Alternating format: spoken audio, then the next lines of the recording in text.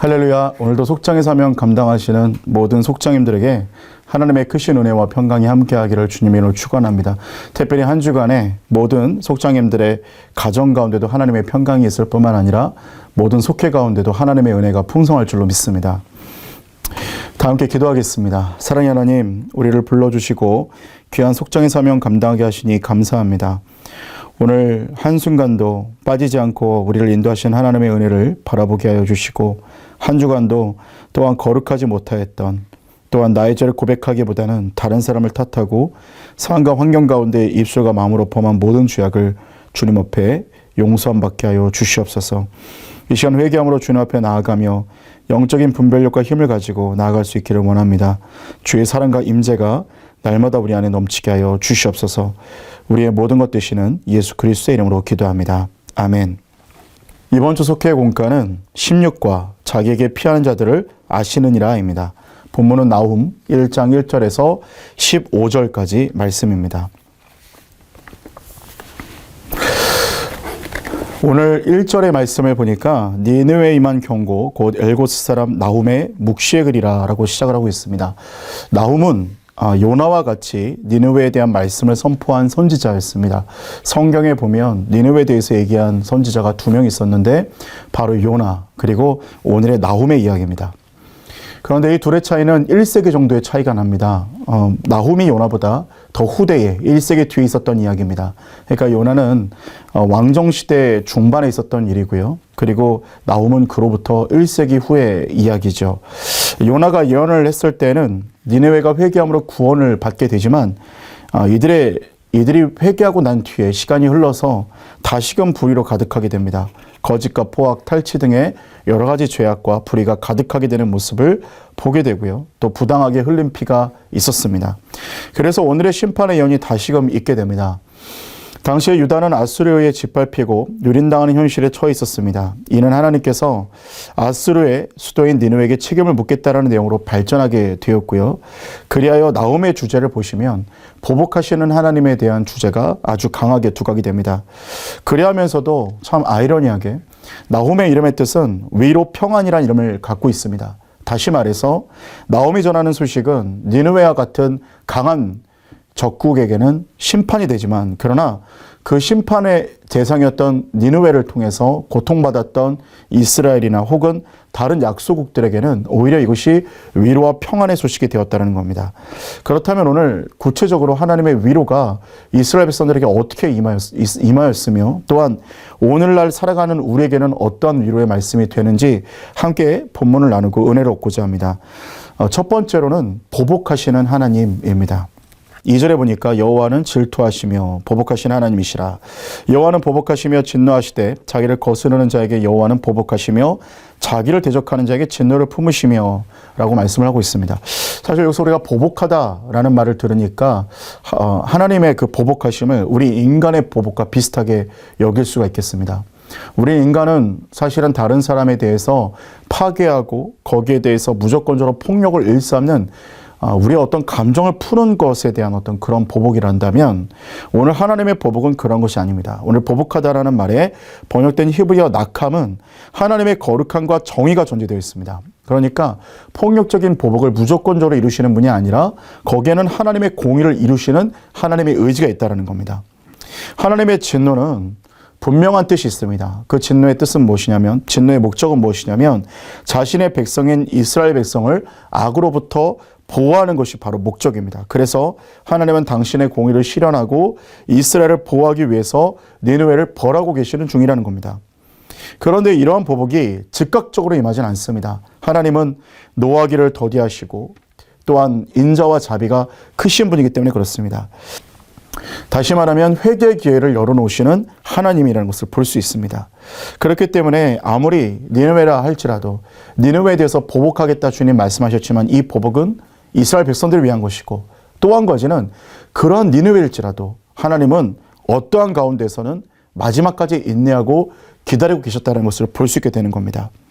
우리가 오늘 이 본문의 1번 대지를 보면서 두 가지를 생각해 볼 수 있게 됩니다. 먼저는 성도를 보호하시는 하나님의 보복과 분노를 볼 수 있습니다. 믿는 자들을 보호하시고 인도하시는 하나님의 손길을 볼 수 있게 된다는 거죠. 저 니느웨에게, 아수르에게는 굉장히 부담스러운 이야기지만 그러나 이스라엘 백성들에게는 이게 어떠한 메시지였겠습니까? 위로가 되고 평안이 되는 메시지였겠죠. 그리고 또 한 가지는 죄에 대해서 진노하시는 하나님을 바라보면서 우리 또한 우리의 죄를 회개할 수 있는 지혜가 필요하겠다는 겁니다. 그래서 내가 오늘 니느웨를 바라보고 이것을 제3자의 이야기가 아니라 오늘 나에게 주시는 하나님의 말씀, 나는 어떠한 죄가 있는가 돌아보고 그 죄의 길에서 떠날 수 있는 은혜가 저와 여러분에게 있기를 주의 이름으로 축원합니다. 두 번째로는 선하신 하나님입니다. 본문 7절에 보니까 여호와는 선하시며 환난 날의 산성이시라 그는 자기에게 피하는 자들을 아시느니라 라고 말씀하고 있습니다. 하나님의 심판은 굉장히 준엄하고 또한 무서운 내용이 담겨져 있습니다. 다만 하나님의 심판은 의인과 악인을 분명하게 분별하고 있습니다. 하나님을 대적하는 자들, 즉 하나님 앞에서 끝까지 회개 찾는 자들은 심판을 받게 되지만 하나님을 신뢰하며 하나님을 의지하는 자들은 심판을 면하게 된다는 겁니다.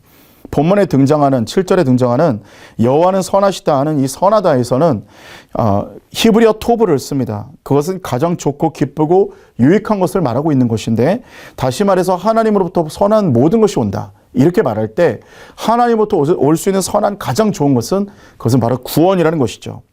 그렇기 때문에 한 가지 배울 수 있는 점은 이스라엘이든 니느웨든 회개하는 자는 구원을 받았다는 겁니다. 여러분 오늘 나홈에서 심판을 말하지만 사실 우리가 1세기 전에 요나에서는 어떤 면에서는 요나 때에는 니느웨가 대대적인 구원을 받았습니다. 심지어 요나의 마음이 상할 정도로 대대적인 구원을 받았다는 겁니다. 이스라엘도 마찬가지죠. 하나님의 이스라엘 백성들을 향한 뜻은 보복이고 심판이고 내가 너희들을 책망하겠다는 게 아니라 너희들이 언제든지 돌아오기를 원한다. 구원과 소망을 항상 말씀하시고 있다는 거예요. 그래서 사실은 심판이 아니라는 겁니다. 어떤 면에서는 하나님께서는 우리 모든 니느웨든 이스라엘이든 심판이 목적이 아니라 돌아오기만 하면 구원하고 또 회개하기만 하면 다시 한 번 더 용서하시고자 하는 하나님의 뜻이 있다라는 겁니다. 그래서 사실 회개한다는 것이 얼마나 귀한 일인지 모릅니다. 우리의 삶에 경종을 울려야 될 때가 언제겠습니까? 우리의 삶에 경종을 울려야 될 때는 내가 더 이상 회개하지 않을 때입니다. 내가 더 이상 죄에 대해서 인지하지 않고 이게 죄인지도 모르고 살아가는 것. 내가 지금 너무나 잘 살아가고 있다. 어쩌면 이때가 어쩌면 위험한 때라는 것이죠. 우리는 언제나 하나님 앞에 회개하고 내가 죄 가운데 있지 않은가 돌아보고 하나님 앞에 날마다 돌이켜서 하나님의 구원을 이룰 수 있는 은혜가 있기를 바랍니다. 그래서 하나님께서 우리를 아시고 선을 베푸신다는 사실이 우리에게 굉장한 위로가 된다는 거죠. 사도 바울 역시 우리가 하나님을 알 뿐 아니라 더욱이 하나님이 아신 바 되셨다라고 말씀하고 있습니다. 하나님은 자신에게 피하는 자를 아시고 심판이 아닌 구원으로 이끄시는 선하신 하나님이시라는 사실입니다. 여러분 오늘도 회개함으로 또 하나님 앞에 돌아감으로 하나님이 날마다 동행하는 복된 삶이 되기를 주의 이름으로 축원합니다. 세 번째로는 전능하신 하나님입니다. 하나님께서는 당신의 백성을 대적하는 니느웨를 징계하시고 자신에게 피하는 자들을 구원하실 수 있는 이유가 바로 전능하시기 때문입니다. 하나님은 정말 전능하시고 세계의 모든 역사를 다스리는 분이십니다. 본문의 3절 보니까 여호와의 길은 회오리 바람과 강풍에 있고 구름은 그의 발에 티끌이로다 라고 말씀을 하고 있습니다. 그리고 본문의 4절과 6절에서 이어지면서도 바다를 꾸짖고 바다와 모든 강을 말리시고 산들을 진동케 하시는 이렇게 얘기하면서 오늘 이 3절과 4절 6절까지 이어지면서 회오리 바람과 강풍 가운데 길을 내시고 구름은 그 발에 티끌과 같으며 만물을 주관하시는 하나님의 주권, 오늘 이 자연마저도 다스리는 하나님의 모습을 볼 수 있다는 겁니다. 여러분 아무리 인간이 발전하고 인간이 아무리 과학 문명이 발전할지라도 자연은 사실 이기기가 어렵습니다. 우리가 어떻게 광풍, 회오리 바람, 오는 모든 것들의 그 바람, 태풍, 그런 모든 것들, 바다, 또 모든 강, 그리고 어떻게 오면 홍수가 임하는 이 모든 것들을 인간이 어떻게 감당하기가 쉽지는 않다라는 겁니다. 그런데도 불구하고 이 자연도 다스리시는 하나님의 모습을 볼 수 있게 된다는 겁니다. 오늘 그러면서 나홈은 이렇게 전능하신 하나님, 자연 만물도 다 다스리시고 이 자연 만물에 통치하시는 이 하나님 앞에 이 권능과 위엄, 더 나아가 이 진노를 누가 능히 감당하겠느냐 이렇게 말씀하고 있습니다. 6절에 보니까 누가 능히 그의 분노 앞에 서며 누가 능히 그의 진노를 감당하랴 이렇게 말씀을 하고 있습니다. 여러분, 애국과 바벨론, 아수르 그 외의 수많은 강대국도 하나님 앞에서는 아무것도 아닌 나약한 존재들에 불과했다라는 거예요. 하나님 앞에서 그 누구도 설 수 없고 그 공의와 심판을 감당할 수가 없습니다. 그러나 이 하나님의 그 공의와 심판 앞에서 우리는 한 가지 기회를 얻게 되는데 바로 하나님이 인내와 자비를 베푸신다는 사실입니다. 3절에 보니까 노하기를 더디하신다 말씀하고 있습니다. 다시 말해 회개의 기회를 주시겠다라는 겁니다. 그러면서 오늘 이 나홈서에 이 대지들이 쭉 얘기하는 내용들이 무엇이겠습니까? 하나님께서는 누구든지 회개의 기회를 주시기 위해서 끝까지 인내하신다는 겁니다. 하나님의 심판의 때가 이르기 전까지 그 누구라도 회개하면 구원받게 되는 은혜가 있게 된다는 겁니다. 오늘 전능하신 하나님은 정의와 공의의 하나님이시지만 또 한편으로는 회개하며 하나님의 은혜를 구하는 자에겐 한없이 선하시고 인내하시는 하나님이시라는 사실입니다. 오늘 그것을 믿으시며 오늘 하나님께 피하는 오늘 모두가 될 수 있기를 소원합니다. 하나님 앞에 회개하고 또 모든 그 분노와 모든 어려움과 또 모든 상황과 공의와 심판 앞에서 오늘 니느웨와 같이 끝까지 하나님 앞에 있는 것이 아니라 오늘 하나님 앞에 회개함으로 다시 한 번 더 돌이킬 수 있는 은혜가 저와 여러분에게 있기를 주의 이름으로 축원합니다. 함께 기도하시겠습니다. 사랑의 하나님, 우리의 삶을 인도하시고 축복하시는 은혜를 감사합니다. 오직 이 죄악 가득한 세상에서 회개의 영으로 충만케 하여 주시옵시고 오늘도 하나님의 인내와 공의를 바라보는 우리 모두가 될 수 있도록 인도하여 주시옵소서. 감사드리며 예수님의 이름으로 기도합니다. 아멘. 하늘에 계신 우리 아버지여, 이름이 거룩히 여김을 받으시오며 나라가 임하옵시며 뜻이 하늘에서 이룬 것 같이 땅에서 이루어지이다. 오늘 우리에게 일용할 양식을 주옵시고 우리가 우리에게 죄진 자를 사하여 준 것 같이 우리 죄를 사하여 주옵시고 우리를 시험에 들게 하지 마옵시고 다만 악에서 구하옵소서. 대개 나라와 권세와 영광이 아버지께 영원히 있사옵나이다. 아멘.